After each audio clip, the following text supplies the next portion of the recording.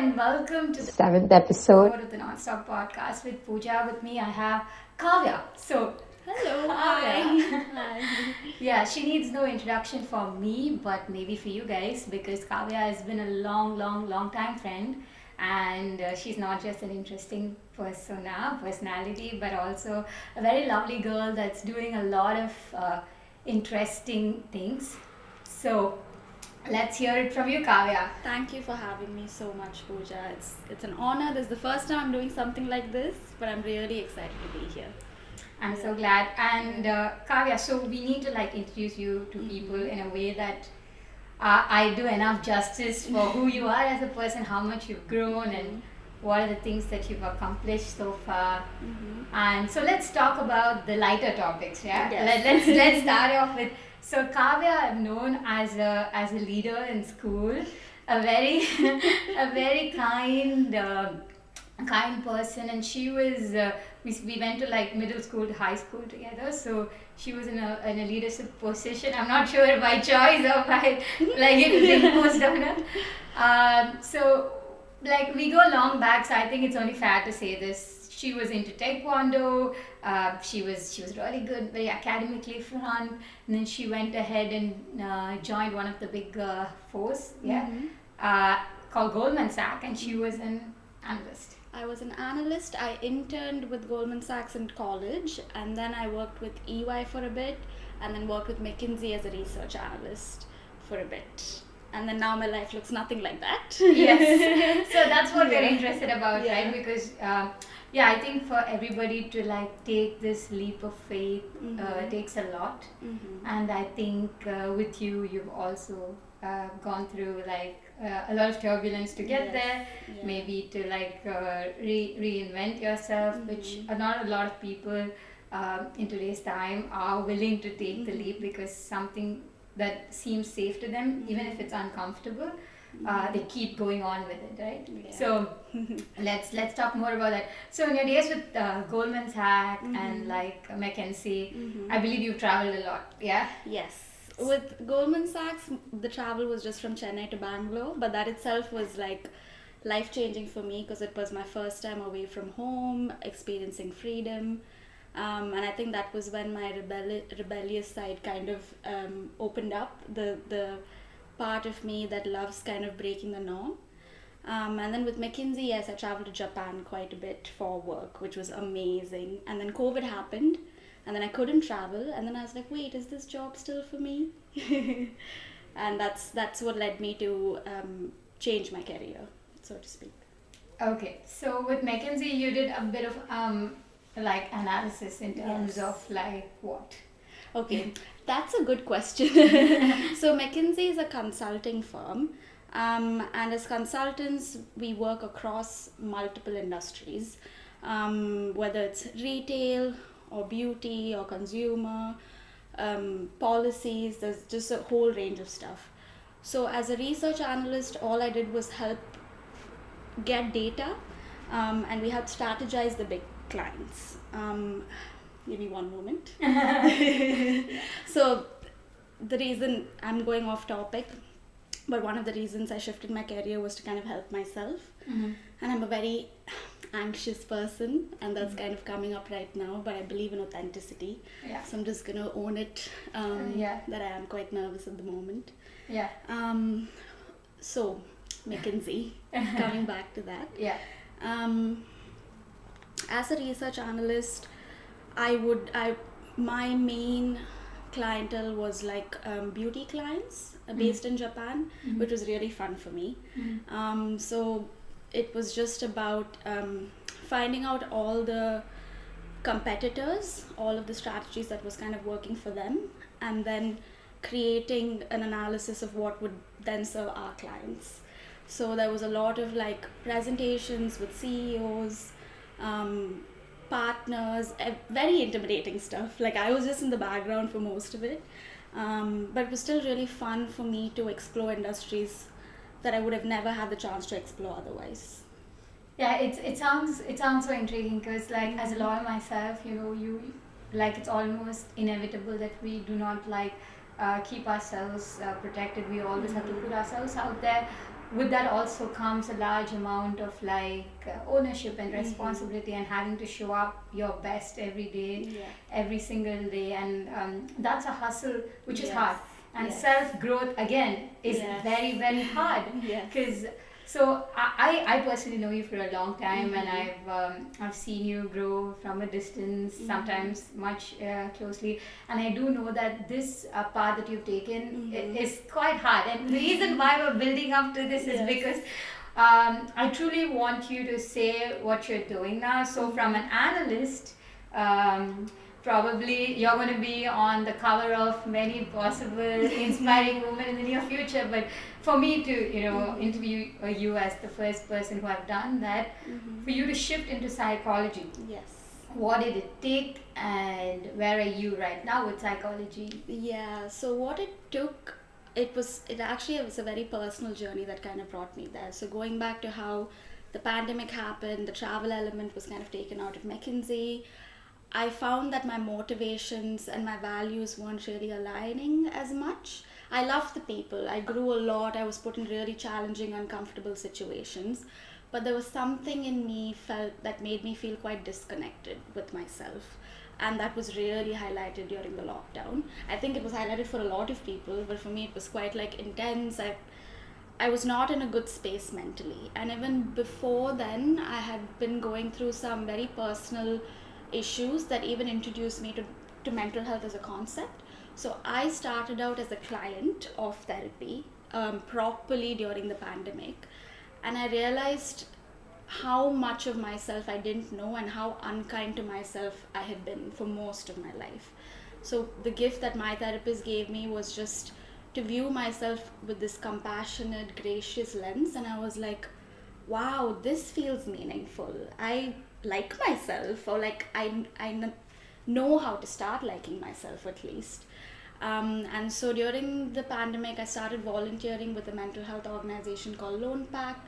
It's a charity based in Chennai, and I was just this buddy online where I received training to be a listener, but on an online platform where people with mental health issues would just sign up, reach out, and we would just chat to them. And there were some really intense cases, some not so intense cases, but just showing up as a listener and lending a kind and comforting ear felt so meaningful to me. It really sparked this passion in me, and I thought, okay, maybe I'm good at this, and maybe this is what I want to do. What my therapist did for me, maybe I want to be able to do that for other people.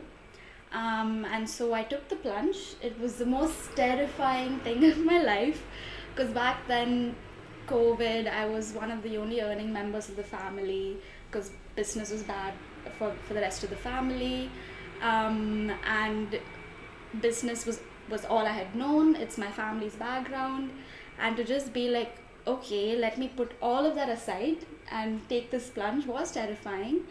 But I think after speaking to multiple people who had either shifted careers or who were in the field, I just knew further and further that this was the thing for me. And I narrowed down one specific university of Edinburgh, based on the fact that it allowed me to start seeing clients while I was in uni itself. It was part of the qualification, and it would help me to continue to be financially stable. That was a very, very big one for me, because I didn't want to give up everything that I'd built in terms of financial independence. That was a huge point for me, and I didn't want to just let that go and become dependent on family again. So this uni, for multiple reasons, and the course itself and how it really how it promised to make me kind of sit with myself and confront my stuff, plus the financial stability point, I just knew that was the only uni I applied to. It was a huge risk. I'd spoken to some 30 people across the world and narrowed it down to that one. I told myself if I didn't get in the first year that I applied, I'll wait it out and apply again. Luckily, I got through the first time. And now I'm here 3 years later. 3 years later? Almost 3 years later. Okay. And I don't want to cut you through, so I want you to tell us exactly where you are 3 years later. Yes, exactly. So now I have qualified. I graduated last year from my 2-year master's. And yes, and I've qualified. I've been working as a qualified psychotherapist for close to a year now. And I work with 2 organizations: Vocal, which is helping unpaid carers, so people caring for people with terminal illnesses, addictions, autism, and so on. So I don't support them, but I support the people looking after them with their mental health struggles, whether it's, the grief that they feel, the loss that they feel, the anger they feel. And that's all above the age of 18 years. I only work with adults across my role as a therapist. The other organization is called the Whole Works, and with that, it's more general. It's not a specific subset. It's just anyone over the age of 18 years old. And apart from that, I also do a private practice online where I see clients for more general topics, but again, working with adults specifically. That's from my therapist side. I have a few other side professions, but we can come to them. Yeah, so it's, I mean, like, I have to say this to somebody who's hearing you for the first time, or somebody who knows you, who's known your path, or who has like been in and off you in some capacity, that you're a very pragmatic person, as far as I've known. And I do know, and I do understand when a lot of responsibility comes on your shoulder, and when you kind of have to take a path that is probably not as well paid as, say, an analyst role and so on. It does take a lot of courage. So a really big shout out to you for that. Thank you. But yeah, fortunately, I think also it's really interesting for me to ask you this question. So from an outsider point of view, we in today's time know a little more about therapy than we did, like say 5 years ago. And everybody personally that I know around me, or I myself have benefited from therapy, but I'm still in a very preliminary process. So for me, a psychologist and a psychotherapist are 2 different things. Yes. Yeah. So you need to tell us Correct. what is the difference. Yes. So I'm a psychotherapist. Psychologists are usually called clinical psychologists, and they work from the more brain neuroscience standpoint. So it's very STEM oriented, very science. And they often do diagnosis of clients as per the DSM, which is, I don't know the full form, but basically it's the booklet for mental illnesses or disorders. And psychologists are qualified to diagnose people. They work hand in hand with psychiatrists, who are the ones prescribing the medicines and also doing a diagnosis. Psychiatrists are for like intense mental health conditions and like either personality disorders, behavioral disorders and stuff. So a psychotherapist, which is what I am, works more from a social science standpoint. So it's more subconscious trauma, relational patterns, socio-political patterns. How does patriarchy affect someone? How does capitalism affect someone? How do systems of power influence the way we view ourselves? And how does that get generationally fed by our parents, our grandparents? So it's very subconscious conditioning of how one views themselves. So it doesn't involve science at all. I think we can work hand in hand with psychologists, but what I do, I don't diagnose. It's just purely a relational talk therapy model.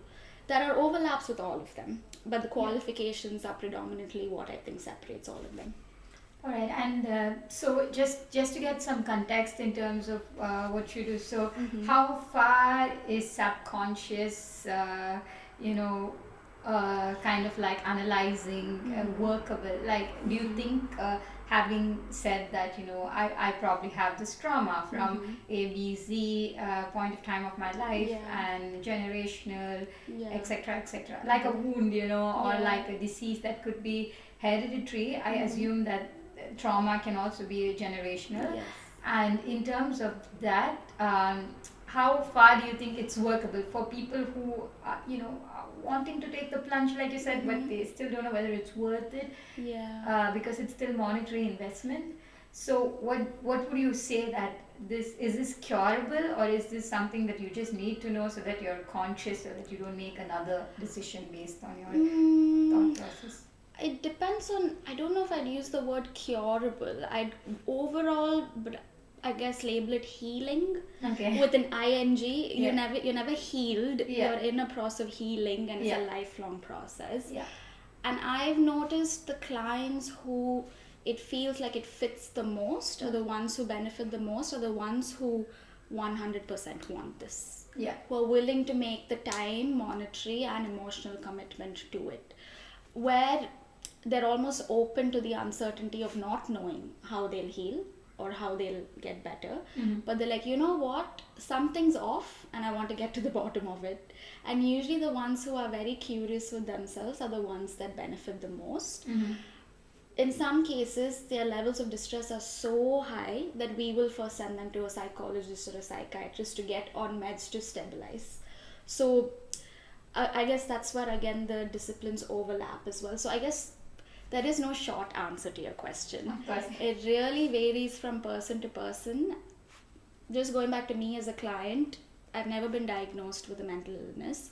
I started with a psychiatrist, realized she was quite unethical, didn't really work for me, and then moved to a psychotherapist. And for me, just being able to look at my viewpoints differently and understand my conditioning and understand why I am so unkind to myself has then inherently made me be more kind to myself, and so feel more whole as a person, as opposed to like fighting with myself, if that makes sense. So if you do know your subconscious mind in short, then you do get to work on building the self-respect. Exactly. Okay. Self-respect, self-love, and just reconditioning the way you view yourself and the world. Okay. Yeah. So now that like we've gotten the big elephant out of the room, you know, of course I want to ask you maybe a little more questions, but I think that brings me to the next bunch of things that you're doing for yourself in the process. So I know in like therapy in itself, there are various kinds of therapy, like touch therapy, there is singing therapy, there is a therapy that you put any prefix to it and then what works for you, right? So in this room of therapies and thoughts, you have picked two things which are very exclusive for yourself, but these are also your, not just your hobbies, I assume it's also something that you've made a living of. So the first topic I would like to touch with you is being a live model. Yes. So how do you relate to this? What got you here and what's the process of it? So I didn't even know this existed till one of my course mates, who's also a psychotherapist, introduced me to the world of it. So she's a life model herself. And when I was like, wait, what's that? She's like, oh, I post nude for artists. And I was like, mind blown. Yeah. Coming from a post-colonial patriarchal country like India, where a female body, at least for me, my body never felt it belonged to me. Yeah. Because I was always told how to dress, how to look, how to behave, how to guard myself. I was victim blamed if something wrong happened to me. So I just didn't have any agency. So for me to have, the course mate is also a brown girl. So to have another brown friend, also female, do this and love it and find so much confidence in herself, I was like, I just have to try. And I volunteered with a charity first, a sex positive charity in the UK, which works to educate young people about just sex and having a positive relationship with it. And we were 4 new models, all of us female or femme presenting, and we were all equally terrified. But I think the fact that we were all new and we were all equally terrified just helped. And I think my first slot was just 20 minutes long. And I remember my first pose, I was so small and restricted and like wasn't really showing much of myself. But the second pose, I kind of opened up and I felt like I was the queen of the world or something. Just the energy of being able to reclaim that ownership and say, I'm consensually choosing to express my body this way in a safe environment where it's for art or whatever the purpose, but where my boundaries I know won't be breached, or even if they're breached, I'll still be protected. And I know I'm just, it just felt safe and empowering and freeing to be able to do that. And now I've been doing that for more than a year. And from 20-minute poses, I've done like 12-week poses, like standing. I've done all sorts of things, but I absolutely love it and find so much meaning and joy from it. Wow. I mean, for me, having grown in a similar society like you, and having moved in countries, and and kind of like reclaiming the position of some sort of Virgin Mary kind of like association that we have with our bodies, with our minds. Of course, it comes with a lot of trauma, but I do understand that. Having yourself exposed, especially for somebody like from our kind of society, of course I do understand it's liberating. So how what's the longest you've been a live model for, like, in terms of duration, like? Yeah, so the longest pose was my 12 weeks pose, but that's broken down into 6 hours a day. Okay. And the 6 hours a day is further broken down into like 20 minutes, 5 minutes off, 20 minutes on, 5 minutes off, then a lunch break, and then repeat. So I would say 6 hours a day has been my longest, spread across 12 weeks in the same standing pose. And it's a challenge. You train your body. And do they mark you? Like, how do you go back into being this exact static position? So they put tape around your feet, wherever your arms are placed. The other stuff I just have to kind of remember. But the artists also are taught to make adjustments. Like, they know I'm a human being. I'm going to breathe, and I'm going to relax into the pose, or I'm going to change my posture. So they make adjustments for movements as well. I can't just like, I am still, it is a challenge, but I'm still a human being who's still not like an actual statue. I completely understand. I think it's wonderful that you are doing this, and it's more power to you that you're coming out, because I haven't known a lot of live models myself, and you're probably one of the first, so it's very inspiring. Thank you. Let's just quickly jump into your next topic. So you're also from the Kavya that I've known, I think the longest time I've known Kavya, who's also we're both petite growing up, so I mean, of course, picking up a martial art in itself was kind of like not on the same consensus of what a petite girl would do. So I think that was your first break into wanting to break yourself and give yourself in some other dimension. But you went ahead in your adult life, and you are into pole dancing. So we do know that there are various kinds of pole dancing. It can be in forms of exercise, it can be in forms of an art in itself. But which of these forms did you acclaim yourself most to, and why? I started with the fitness side. I mean, purely because those were the classes I had most access to. I wanted to do it because it felt freeing again and liberating, and it allowed me to tap into my sensuality. But the process has been really slow because I don't have a gymnastics background. Most pole dancers have a gymnastics background, and they just get in and they fly through the classes, and they're machines. For me, I started with the fitness stuff, which is the pulling up yourself up to against a pole, conditioning your skin. There's a lot of skin contact, and it hurts. It hurts a lot. So it's conditioning your skin, getting into really twisty poses, conditioning your spine to twist a certain way. It's been a very gradual progression of strength and flexibility. Then I've been doing it for 2.5 years now, and I think midway after 1 year of doing just the strength stuff, I discovered the choreography side of things, which is the dance, which is more sensual and sexy and flowy.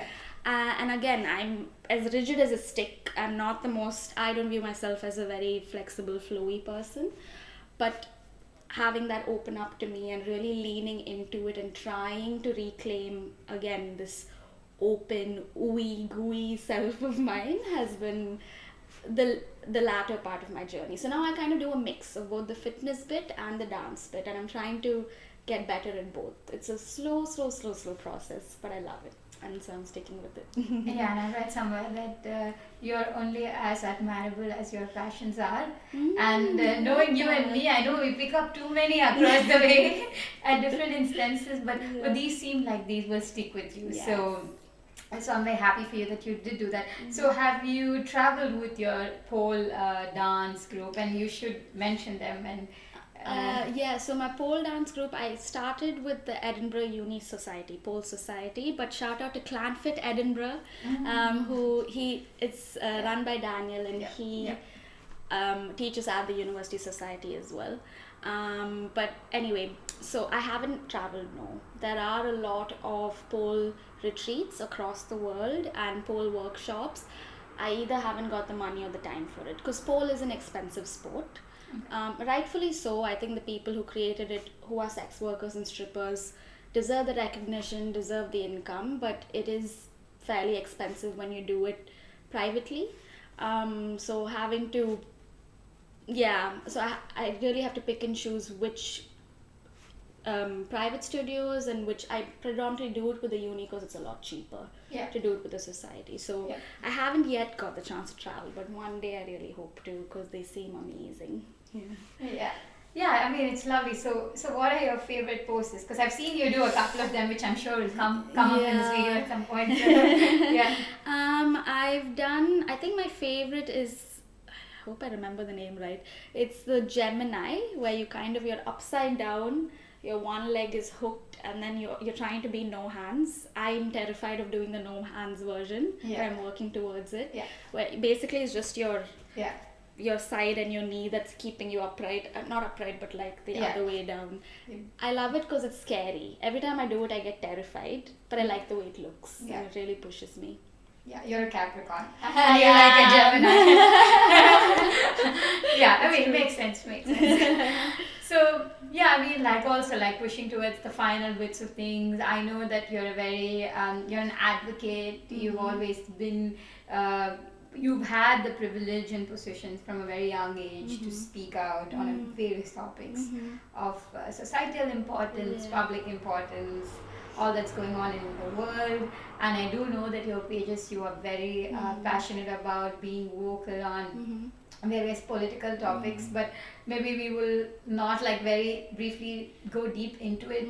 But in terms of being a woman, because this podcast, I made this podcast for women by women, and not just because of the stigma that's around it, but also because so I've been a cleft palate myself, and I wanted to at some point have revenue from this and contribute to an organization. But I'm sure like all of us have our own journeys in it. So you are very open about supporting the queer community, So is this something that you discovered also along the way because you've done very, sensual, sexual, you've explored your body and your mind and like, exposed to the West, if I may take the leverage of saying that. And so how did you get about this extreme intense passion of supporting the queer community? I think it just started very small. I didn't realize how much I aligned myself to the community until recently. But before I called myself queer, I think viewing queer people, there's something about queer folks' just passion to reclaim their authentic selves despite what society says. I think I view them as these, by them I mean me, I view myself as a queer person as well. I'm queer bisexuality, so I'm bisexual, that's how I associate myself as queer. But anyway, so queer people, we have this way of saying no to norms and really breaking free and reclaiming our sense of self, especially genderqueer people, trans folk, and I just find it incredibly moving to watch someone fight for they shouldn't have to fight so hard. They should be more accepted. But I find it really moving for someone to just say, I don't care what you say, this is who I am. And to really lean into that. And I find queer people to be almost like, they spark this passion in me for change. They spark a hope for a more loving, inclusive future. Because most queer people are most queer spaces. So Pole, for example, is a very queer space. So there's all kinds of queer people in Pole, and there's just this vibrancy, joy, love, laughter, passion, magic in queer spaces. I'm also allied with the witchcraft scene in Scotland, and the witchcraft scene is incredibly queer as well. So I think I'm modeling also. All models I know are incredibly queer. So I think I was drawn to these spaces because of their queerness, but I realized much later it was because of the queerness that I was drawn to these spaces. I just think as someone who belongs to the community but also a die-hard ally, I just feel like it's not even a thing I have to do. It just inherently comes to me to advocate for queer rights. Yeah. Are you on any marches upcoming or up growth? Are you looking forward to something that you will be participating in? Or did you participate recently in something? There was the Pride March in Edinburgh, which was amazing. Last year was my first Pride March ever. I didn't get a chance to do it in Chennai. Yeah. So in Edinburgh it was my first Pride March, and I remember being like, oh my gosh, this is love. This is what love means. Yeah. So I did it this time with my other political cause as well, which is the Palestinian cause. Right now I'm trying to find an intersection between queer and Palestinian rights. Not all marches have an intersection, but the Edinburgh community usually every Saturday puts up some kind of activist approach towards the Palestinian cause, which often involves queer people. So there's an overlap there. Yeah. Thank you, Kavya. So I have to ask you a couple of more final questions before I get the most out of you and this experience from you. So I've been to the Feud Museum in north of London, and I was very impressed. And I remember, I got this book on ego versus ID. So just a quick rapid fire, to end this. I think I'm going to fail. So which do you think wins according to you, the ego or the ID? Oh my god, I don't even... So, just as a Freud, I studied only in my program, and I do believe in... So, he does psychoanalysis, I do psychodynamic. Yeah. I don't even remember exactly what the id and the ego means. If I were to reframe it myself, I think it's less about the ego and more about the self, or... it's called the true self, it's called the self-actualized self. There's so many different names and different models. If I remember right, I think the id is the self. I really don't know. But if it's the self, I think the self for sure, because the ego feels like a mask of projections and judgments and shame, and then you project it back, and there's meanness, but the id is this being that's full of love and acceptance and this oneness with them, with whoever is holding the id and also everything around it. So I say id. But you thank you, job. I was like, wait, what is it, the ego? But I think I threw you off the car. I have to bring back. I'm a therapist. There comes your issues of explaining, I'm doing this and all that. But the final two questions. So, what's the one book that changed your life, and what's the one movie that you love? Bell Hooks' All About Love is the book that changed my life. I've been hearing about it for a long time, but it's just about finding love in what Bell Hooks calls a white supremacist, imperialist, capitalist, patriarchal society. Okay. So it's still about how to undo all of the damage that those systems do, and to really sit with what love means, and not just romantic love, but love as a moving, flowing, beautiful, all-encompassing thing. Movie, I thought about this, and I'm just gonna go with my instinctual answer, which is Tare Zameen Par. Okay. Just because I feel like it again encapsulates this feeling of how loving, kind, compassion can really change a person who has so much shame that's projected from his family onto him, and then he blossoms into this beautiful human being just because someone saw him and accepted him for what he is. So I think that movie. Wow, Kavya, you are wonderful at articulating, and thank you so much for joining me, putting your thoughts in the most purest form. For the longest time I've known you, you're one of the most kindest and the most pure and the most loving, and you have never ever divided people by any walk or any streams of what they are. So I wish you nothing but the very best. Thank you so and it was much. So lovely. So it's an honor and a privilege to be here. Genuinely, thank you so much, and thanks for having grace for my anxiety and nerves. And I'm so excited to have been here. Thank you so much, Pooja.